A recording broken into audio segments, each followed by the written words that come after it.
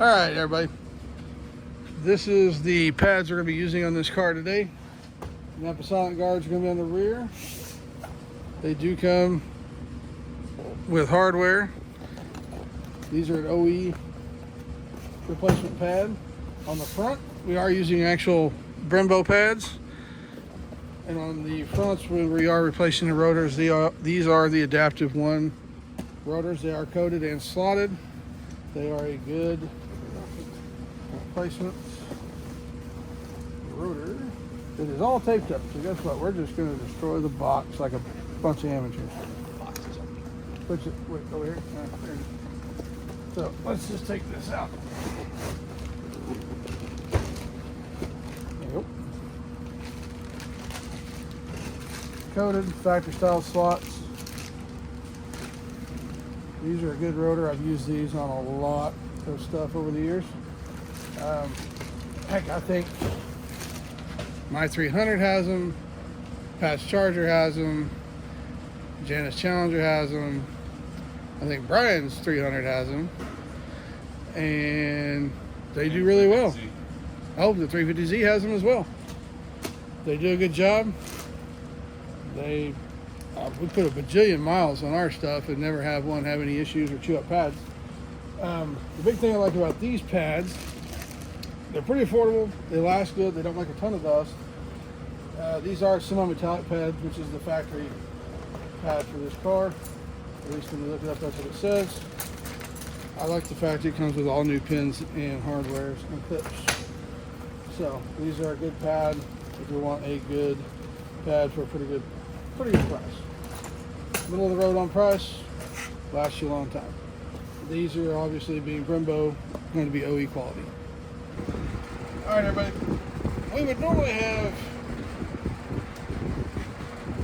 punches, all that stuff. I'm gonna have to use a little skinny screwdriver to get these pins out. We don't have everything in the shop yet. We're still moving toolboxes and stuff like that. So we're going to show you basically if you were at home in the driveway and didn't have all of everything that a major shop would have, or even a two-post, whatever. We're going to show you if you're laying in the driveway and had to do this. We're going to show you that way. It's easier to do it with two hands if you do it that way, but let's get started.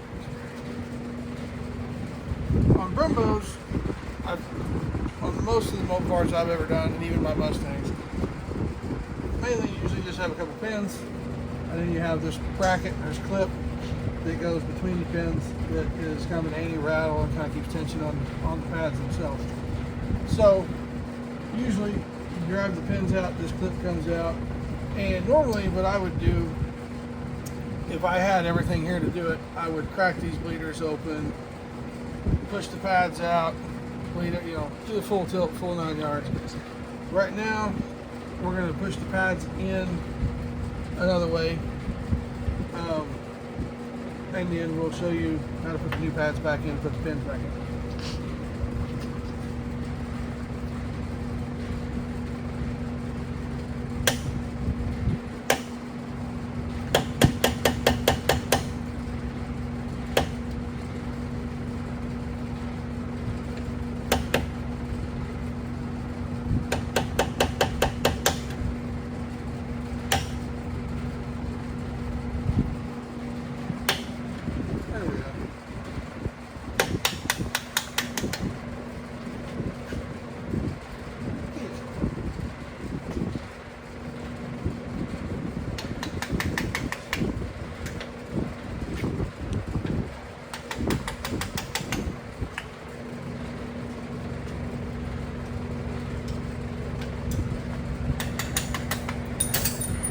There you go. There's one pin.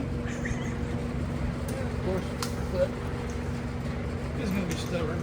We'll have to drive the other pin out to get that clip out. The only good thing is,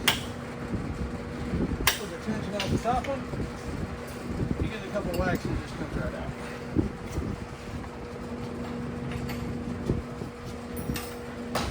Good thing the new pads that we got for this thing come with new pins and hardware. Like I said, normally we'd open these. We have a tool that usually goes in here and just spreads these out. And you just bleed them as you, But right now we're going to show you if you're laying on the ground in your driveway. So what you usually do if you're doing it this way, and I know you're pushing some fluid back through, and some people fuss about it with this, some people fuss about it with that, but ABS modules, this, that, and the other. But honestly, when you don't have everything and you're trying to do it in your driveway, sometimes this is the way you're going to do it.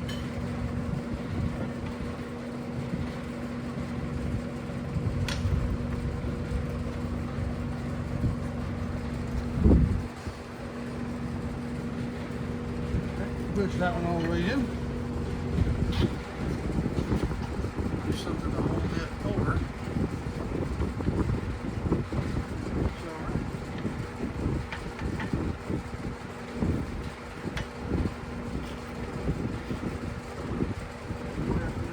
And the big thing is try to stay even, try to get in the middle. These are 4-piston calipers, so if you want to try to get in the middle, keep them pushed out. Alright? Okay. Then on Brembos, they're very simple. Just slide that out. Slide that one out. These were very close to being done. I mean, just plain and simple. There ain't much pad left on these. One thing that you can do, these have some road grime in them, but they're not real bad. I hate to get in here and just clean it too much and open a whole nother can of worms. So, and also we've already deglazed this rotor. We had a new tool we were playing with earlier, and it basically breaks the glaze on this and gets rid of the pattern on it. It basically is like almost starting with a fresh surface. Yeah, there's not much in here. You can brake clean that out if you want to. But like I said, we're not going to get into all that. We're just going to kind of clean it out, put pads in here. The front will be a little bit more detail oriented, new rotors, bigger stuff, things like that. These already have anti-rattle clips on them. Some people like to put some of the anti-rattle, I don't know what you call it, probably a paste on these. These come with little clips already on them. You don't have to. Some people do. I've personally never had Brembos rattle. They seem to do a pretty good job on their own, especially with the clips and the way they're held in. So I usually on the back don't use any. On the front we will use some because the Brembo pads actually come with it. These don't. But like I said, I've never had an issue with these having that problem.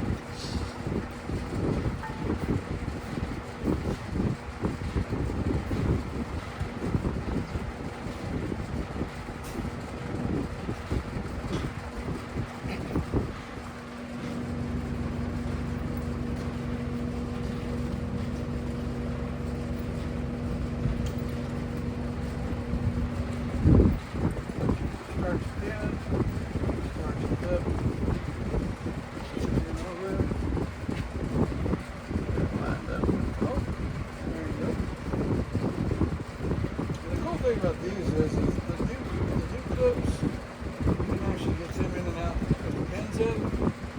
The old ones, I'm not sure, they're just a little bit different.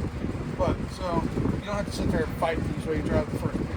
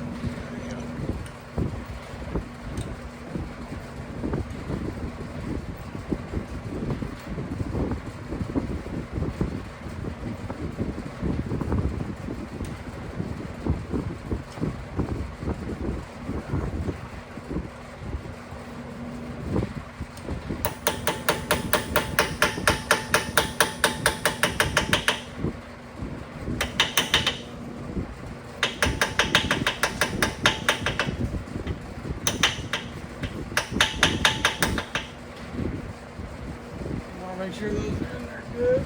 Looks like they're in all the way here. And it's pretty simple on Brembos. They're just very simple. 2 pins, clip, bam, back in. Alright, what are we doing on this one? Alright, we're changing out the front Brembos. So we're going to punch out the pins.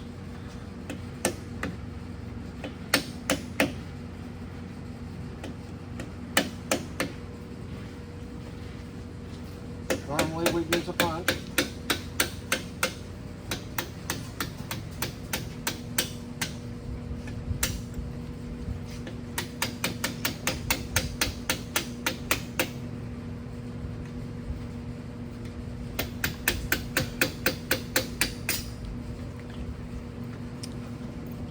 Now with the Brembo brake pads, you don't have replacement pins, so you got to reuse your pins. Definitely keep those. Make sure they're in good shape. If you need to clean them up, buff them off, do whatever you need to do as far as that goes. These, believe it or not, have been in really good shape on both sides. Yes, we cheated. We did the other side first.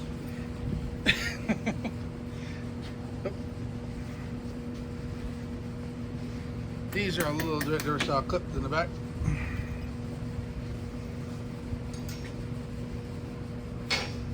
Well, technically they go like that side up, but still.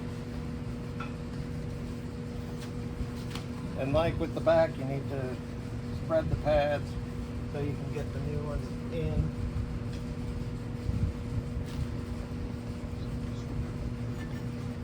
And honestly, people, the only reason we're getting away with this and not having to bleed them is because this car, the pads were so thin and wore so far down that the brake fluid was fairly low. If we had topped the brake fluid off, whether we had the tools or not, we'd have to be opening the bleeders and puking brake fluid on the mats or on the floor or something because it'd be overflowing. So luckily, double-edged sword. These people had not filled that up as the pads had come farther out and the pistons had come out and worn. So we got lucky with being able to push some of the fluid back up. Be careful. If you're doing this yourself at home, make sure your reservoir is low enough that you can do it this way. If not, and you've topped it off, you will have to you'll have to open the bleeders and do it that way. And really that's the correct way to do it, but like I said, this way will work as well. We're just kind of showing you the average Joe, you know, in the driveway, doing it on a weekend and don't have all the special tools way to do this. We have most of these tools or all of these tools somewhere, but they're not here at the moment because we're not fully in the building yet. Now we've already broke these. On my own vehicle, I have used a syringe, you know, ones you kind of usually end up getting at the doctor's office when you're in the hospital, and that's a good way to you can get them, suck the well, even the ones you get like Tractor Supply, but anywhere like that. Anything that you can use. You can just suck something that even a turkey baster. Oh yeah, even that. Just don't spill any of the brake fluid on your vehicle. Yes. Or anything that's painted that you don't want the paint to be eat off of. Or possibly ruined. I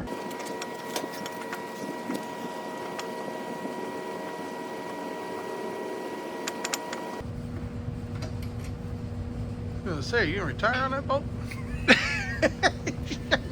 They are very long-winded. Out with that one. In with that one. Trade it. 4 days and we got scrap metal. Oh.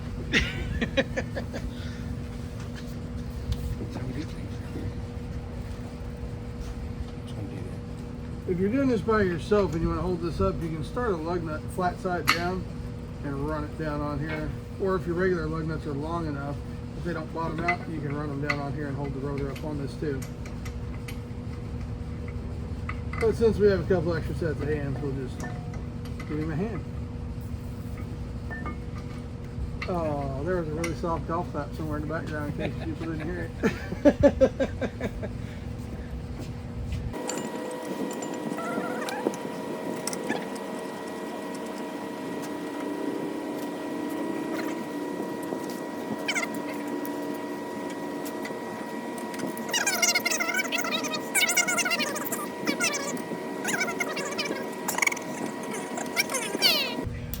And what are these torqued to?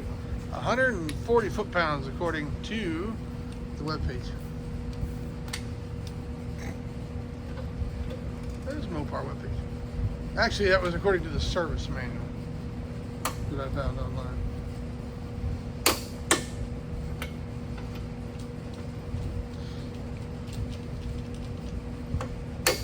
how did you end up not being on video again anyway? Magic. TV magic. Yeah, TV magic my ass. Now the Brembo pads do come with lubrication to help keep them from squeaking. Right there.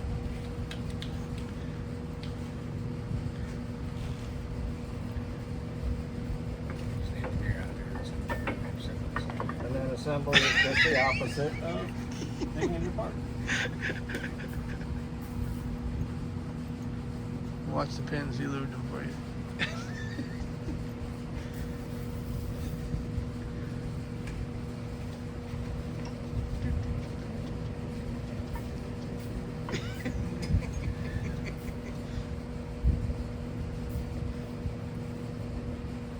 Folks, if some of this doesn't make this, it's thanks to the magic of TV editing. But honestly, we're a lot of fun. We don't heckle, well, no, we heckle everybody. We're equal opportunity haters.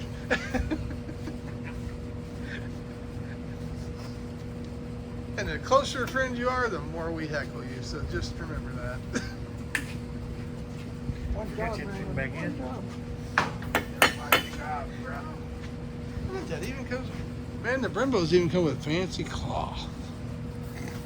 You gotta throw it away and you feel bad because like, man, that's nice packaging right there. You don't really want to just throw it away. It's a nice shop ring. It is actually. It could be. I'm gonna laugh because I bet. Well, it is too. Brembo's going all out. Hey, I like Brembo products. I have no problem with Brembo products. Sometimes you can get them to go right back in. Sometimes you got to give them an extra little Give a little wacky whack. something to get them to finish off. Give a little extra love tappy tap. And there we go.